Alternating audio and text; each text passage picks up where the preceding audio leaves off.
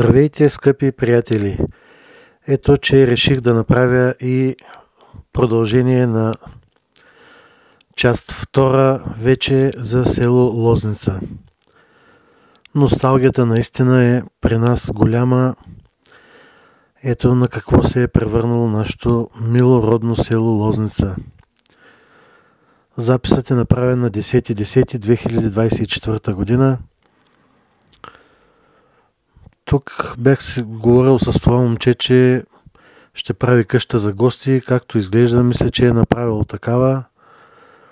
Сега една малка обиколка на селото. Тук, доколкото се сещам, беше ловната дружина.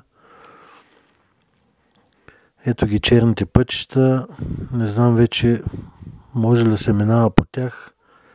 Най-вероятно минават трактори за обработването на земята. Тук е горната част, доколкото знам. Тук бати Моню, бати Стефан, Паню живееше. Като гледам, има живот. Най-вероятно те са от малкото останали живущи в селото. Доколкото знам, са 4-5 човека. Тук долу Чаира, дето му казват. Тук минаваме над дядовата и бабината къща. Дядо Дачо и баба Момка. Чичо Жечо и Леля Костадинка. И така в общи линии изглежда ситуацията в нашето мило село. Всичко е обрасло в дървета, храсти. След малко ще направим обиколка в долната махала. Почти не са останали къщи. Тук някой се занимава с пчели.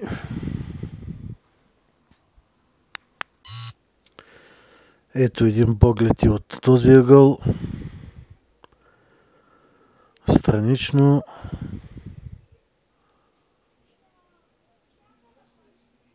Има тук-там някой друга къща. Живеят ли хора, не живеят ли?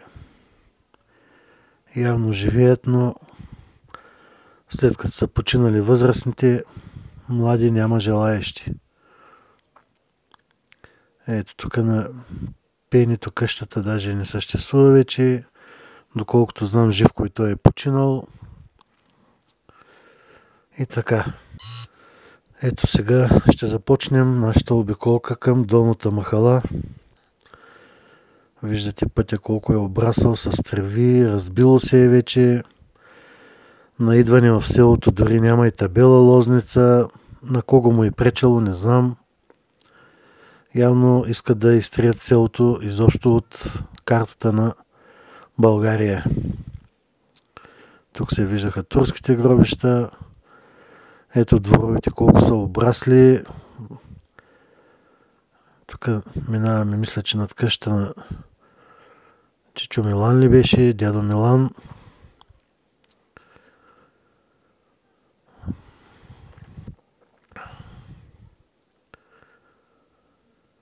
Ето виждате за какво става въпрос. Жалко за хубавото китно село с толкова много трудолюбиви хора. Много вече ги изпозабравих. Почти там изкарах цялото си детство. Всяка лятна ваканция. И със сигурност повечето от вас имат близки, приятели, познати. Гробищата, виждате, от дървета не се вижда нищо. Този път не ходих до гроба на баба ми, но нещата и там са много плачевни. Трудно се стига. Вратника е паднал.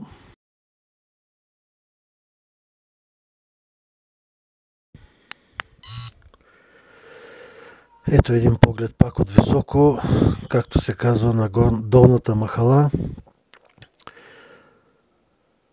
И така, лошо. Тук там се вижда някой къщичка, някой покривче, но всичко повечето е паднало и заминало. Няма и помен от училището. Тук виждам някаква къща, няколко кошера, най-вероятно някой или идва от време на време, някой живее. Но това е май единствената къща в долната махала. Като казах училището преди малко, си спомням какви празници, бабин ден, Трифон Зарезан са се празнували там, цялото село се събираше и беше много весело. Имахме и музиканти в селото. Ако успея, ще сложа и за фон гайдата на Чичо Стоил. Имам го на касетка. Дано да успея да съчетая нещата и ще ви го сложа за фон, ако има тая възможност. И да се насладите и вие на чудната музика, която свиреше този човек. Това е тъжната картинка на нашето село Лозница. За съжаление. Иначе е чист въздуха, спокойно е, но село вече почти няма. Виждате за какво става въпрос.